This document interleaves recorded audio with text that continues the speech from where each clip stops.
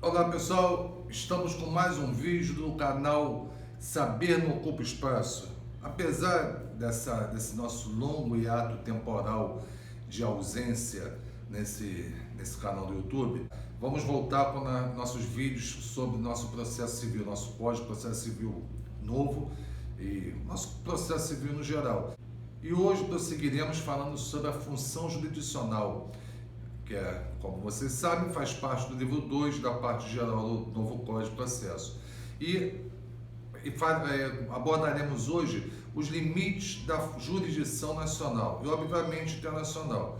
Iremos observar os limites onde a jurisdição brasileira vai exercer a sua função, onde a jurisdição internacional tem essa autonomia e onde a jurisdição vai ser exercida pelas duas. Então, vamos lembrar primeiro sobre o que é a jurisdição. A jurisdição é o poder, dever do Estado de prestar a todo cidadão a tutela jurisdicional, a sua posição diante de um conflito de interesse que esteja havendo com aquele que venha buscá-lo, venha pedir a sua ajuda, auxílio. E vimos também que essa função jurisdicional, esse poder dever do Estado de agir em razão de algum conflito de interesses, essa função é una, ou seja, ela é privativa do Estado. Porém, ela é organizada através da competência dos seus órgãos, onde vai formar a sua estrutura judicial, a sua organização judicial, a sua estrutura judicial. Ela é una e tem toda a sua estrutura que é estabelecida pela competência. Essa competência ela é distribuída, organizada através de normas constitucionais. E como se dá essa organização e distribuição da competência jurisdicional, da jurisdição? Através da soberania nacional, da hierarquia dos órgãos jurisdicionais, da natureza do valor da causa, do território e do foro privilegiado. Essa palavra está em moda aí, né, pessoal? Então nós vamos analisar hoje, não a competência. Pessoal, olha só, quando você fala sobre competência, tá? Isso é muito bom frisar, isso inclusive cai muito em concurso, tá? A competência, ela é interna, ela é uma divisão interna da jurisdição, da função jurisdicional do Estado. Vou dar um exemplo de uma competência. A competência em razão da hierarquia, por exemplo, é dividida entre os níveis de primeira instância e de segunda instância. A competência em razão do valor da causa. Você encontra hoje isso na justiça, nos juizados especiais cíveis, onde até 40 salários mínimos. Antigamente tinha o rito sumário, que também era até 40 salários mínimos, mas hoje no novo código não existe mais rito sumário. A competência funcional, ela está organizada também dentro da nossa estrutura judiciária, onde você vai encontrar a competência do juiz civil de julgar causas cíveis. Isso daí já estou dissecando mais do outro vídeo que nós apresentamos para você na primeira parte da função jurisdicional, que você lembra que existe competência da Justiça Estadual, competência da Justiça Federal. Tudo isso é competência, quando você fala da competência interna do Estado.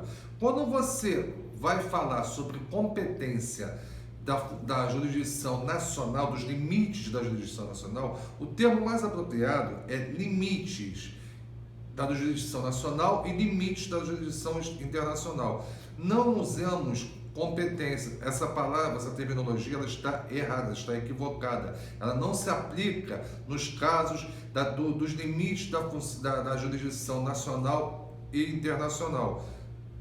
A competência, ela é interna, ela é a maior divisão dos órgãos internos da justiça, da jurisdição, e não em relação, quando você fala nos limites entre a jurisdição nacional e internacional. Vamos utilizar essa palavra limite porque é muito mais apropriada, já que competência está errado, tá? É até um pouco de exagero alguém vir a tirar ponto de você no concurso se você usar essa terminologia. Mas tá certo? Não, não tá. Então é bom a gente se acostumando com o termo correto para evitar que possa acontecer algum examinador ser mais realista do que o rei e tirar ponto de vocês no concurso. E até mesmo para a vida. Se está errado, vamos falar o correto. Não vamos ficar usando uma terminologia que não se enquadra na perfeição daquilo que se deva, que quer se designar. Esse assunto que estamos abordando, dos limites da jurisdição nacional, você pode encontrá-lo no capítulo 1 da função jurisdicional, dos limites da função jurisdicional, nos artigos 21 ao 25 do nosso Código de Processo Civil. Sendo que o artigo 21 e 22, ele menciona sobre a competência concorrente da jurisdição nacional e internacional. Já o artigo 23, ele fala sobre a competência exclusiva da função da jurisdição nacional. Já o artigo 23, ele fala da função exclusiva da jurisdição nacional. Para sabermos se a jurisdição ela é nacional, nosso Código adotou os critérios do direito internacional para podermos aplicar ao caso. E quais seriam esses? A efetividade, o interesse e a submissão. O primeiro critério, ou seja, da efetividade, ele está ligado à execução da decisão do julgamento. Vocês encontram isso nos incisos, exemplificado nos incisos do artigo 23. Já o segundo, que é o interesse, é quando, por exemplo, existe entre as partes um cidadão brasileiro. Então, a jurisdição nacional ela tem interesse em julgar essa ação. Nós temos um exemplozinho aí hoje em dia de um famoso jogador de futebol, que está acontecendo um caso desses aí. É um exemplo clássico, tá? E o terceiro, a submissão. Por que a submissão? Porque quem quer que seja vai ser submetido, que esteja no processo, será submetido à legislação, ao ordenamento jurídico nacional brasileiro. A jurisdição nacional, ela também é dividida em jurisdição nacional direta e indireta. Direta, quando o processo é julgado pela justiça brasileira. E indireta, quando ele é julgado lá fora por algum país estrangeiro e a sentença estrangeira tenha que ser homologada, nesse caso hoje pelo STJ, antigamente era pelo STF, se eu não me engano a partir de 2004, o ano não estou me lembrando bem na cabeça, mas passou a ser de competência, aí sim a competência, tá vendo? STJ, STF, a diferença, isso é competência, para julgar, para homologar a sentença estrangeira. E aí nós denominamos como jurisdição nacional indireta. Outro detalhe importante para vocês ficarem bem em mente, que também isso daí é prova de concurso, é que quando nós estamos falando sobre a jurisdição concorrente, a jurisdição nacional concorrente com a estrangeira, com a internacional, previstas no artigo 21 e 22 do Código de Processo Civil, como eu falei, ela está autorizando a você ingressar com a sua ação aqui no Brasil. Ela não está lhe obrigando, porque ela é concorrente. Sendo concorrente, você pode ingressar aqui, como pode ingressar em outro país. Já a jurisdição nacional exclusiva, que é aquela constante do artigo 23, aí não, aí ela te obriga a ingressar com a ação no Brasil, através da justiça brasileira. Abrindo uma exceção, outro bizuzinho para concurso, tá? Para o inciso 3º do artigo 23, tá? Que existe uma decisão, um entendimento do STJ, nos casos de divórcio consensual, quando a partilha dos bens imóveis situados no Brasil tiverem as partes disposto, convencionado sobre essa divisão no divórcio que tenha sido feito lá fora, na jurisdição internacional, o STJ já entendeu que pode ser homologado essa sentença estrangeira aqui no Brasil. Não há necessidade de você fazer essa partilha, de abrir um processo sobre a partilha de bens. O divórcio, quando é feito em Portugal, duas pessoas moram em Portugal, resolveram se divorciar com bens imóveis aqui no Brasil. Elas, consensualmente, dispuseram que essa divisão, essa partilha, nesse divórcio que eles estão fazendo em Portugal, elas dispuseram sobre a partilha desses bens imóveis que eles têm aqui. O STJ, apesar do inciso 3 dispor de forma diferente, o STJ entendeu que essa é uma exceção que pode ser aplicada, cabendo à jurisdição nacional, a nossa justiça brasileira, a homologação dessa sentença estrangeira. Entenderam? Através do próprio STJ. Essa é uma exceção, tome muito cuidado com isso, tá? Se cair em prova, hein? Outro fato interessante é que o nosso Código, no seu artigo 24, ele já dispôs que não existe dispendência entre a jurisdição nacional e a jurisdição internacional. Ou seja, a ação tem que ser julgada no Brasil. Vocês sabem o que é dispendência, pessoal?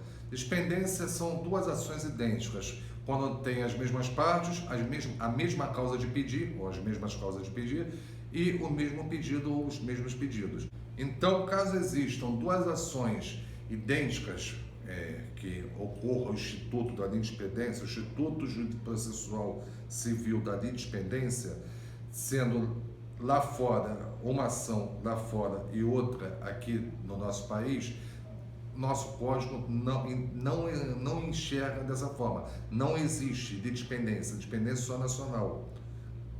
Não pode ter uma ação correndo lá fora, idêntica à ação que está correndo aqui dentro do nosso país. O que vai valer é do nosso país. É bom sabermos também que quando existe uma eleição de foro é diferente de foro privilegiado, tá? Quando existe uma eleição de foro, ou seja, quando no contrato as partes elegem um determinado foro para dirimir qualquer problema que venha surgir advindo desse contrato, quando essa eleição é feita através da jurisdição internacional e o réu, na hora propícia, ou seja, na hora da contestação, arguir que o limite da jurisdição nacional não é o correto, a jurisdição brasileira, a justiça brasileira não é aquela que deva julgar a ação em razão dessa eleição de foro de um outro país. Vamos dar mais um exemplo.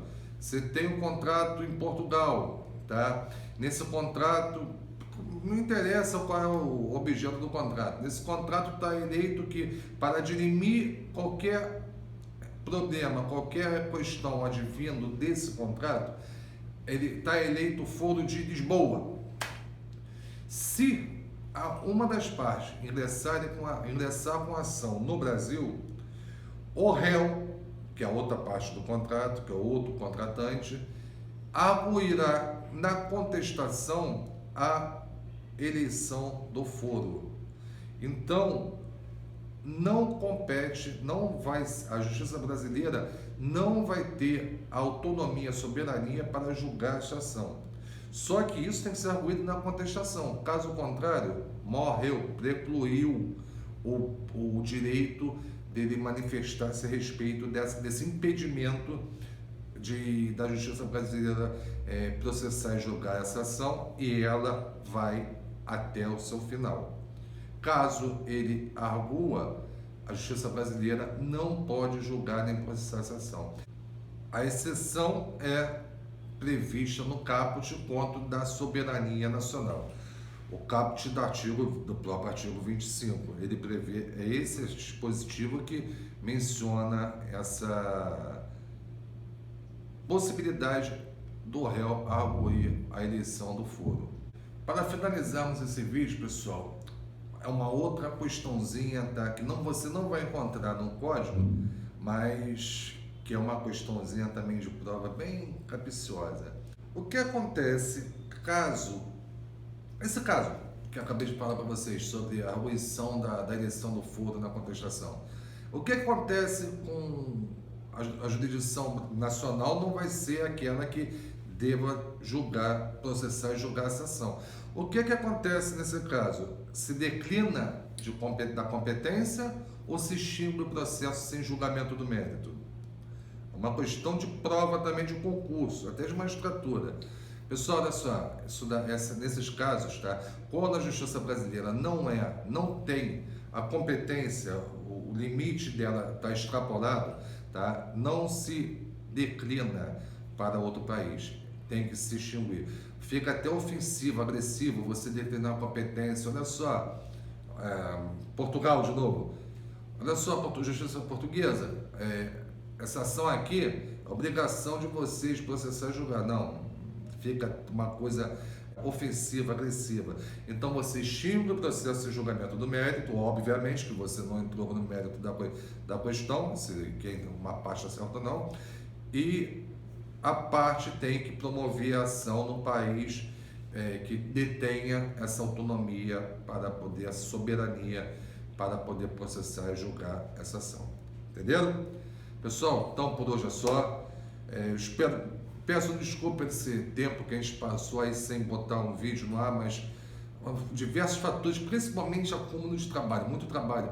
E agora minha filha também, é bom, depois eu vou passar para vocês o endereço, que minha filha também inventou de me colocar nosso escritório no Instagram, que eu confesso a vocês que já confessei no começo que eu sou muito cego nessa parte de informática. Visto a modernidade, eu sou um cara meio bronco, meio tosco do século passado, e é difícil me adequar com isso. Eu gosto muito de livro, papel, tá? Totalmente anti-ecológico, né? Mas eu gosto de uma leitura, para mim é muito melhor, muito mais gostosa. Mas porque eu não quero saber ler o computador, eu quero saber ler o papel. Então minha filha me inscreveu, abriu um Instagram para mim ensinar como é, que nós vamos também começar a trabalhar com ele. E eu vou depois passar o endereço para vocês, só que isso daí está me tomando muito tempo e eu estou me virando nos 30 para poder apresentar os vídeos. Eu prometo a vocês que eu vou cair mais em cima desses nossos vídeos, que é uma coisa que, até porque eu sou apaixonado por processo civil. Não existe matéria no direito que eu goste mais do que processo civil. Eu espero que eu esteja passando para vocês que o processo civil ele não é difícil, como muitos dizem, eu já repeti diversas vezes. Tá? Basta a gente observar, analisar direitinho, que a gente vai ver que é uma matéria fácil de fácil compreensão. Tá certo? Então, meus amigos, por hoje é só, e eu espero que vocês ajudem esses que vos fala a crescer com esse canal, se inscrevendo, curtindo, compartilhando, tocando o sino, e até a próxima com mais um vídeo do canal Saber Não Ocupa Espaço. Até lá!